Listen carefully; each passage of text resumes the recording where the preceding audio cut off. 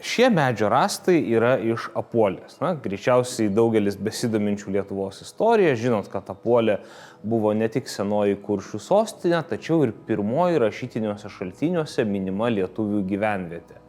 O minėta ji dar 9 amžiuje Rimberto kronikose, kuriuose jis aprašinėjo skandinavų žygius į šią gyvenvietę, esančią dabartinėme Skuodo rajone.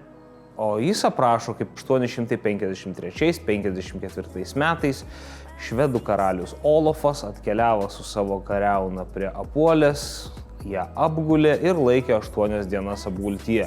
Ir tik 9 dieną Apuolės gynėjai susitarė, kad galima išsipirkti nuo apgulties sidabrų, 30 įkaitų ir pripažinus švedų valdžią. Ilgą laiką Apuolė nebuvo taip žinoma kaip šiandien ir jos piliakalnis buvo lokalizuotas tik tai XIX amžiaus pabaigoje, o išsamesni tyrimai vyko tik 1928-1932 metais. Ir Vytauto didžiojo karo muziejaus rinkiniuose saugomi šie medžio rąstai, būtent atkasti Apuolės kasinėjimų metu.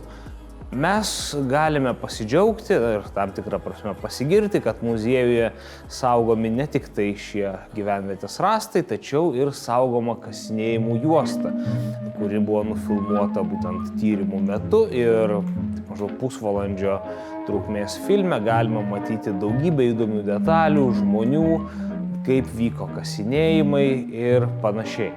Daugiau apie Apuolę, apie piliakalnius, apie pilių gynybą ir karo inžineriją jūs sužinosite apsilankę Vytauto didžiojo karo muziejaus parodoje Prakaitų grįstas kelias Lietuvos karo inžinerijos istorija.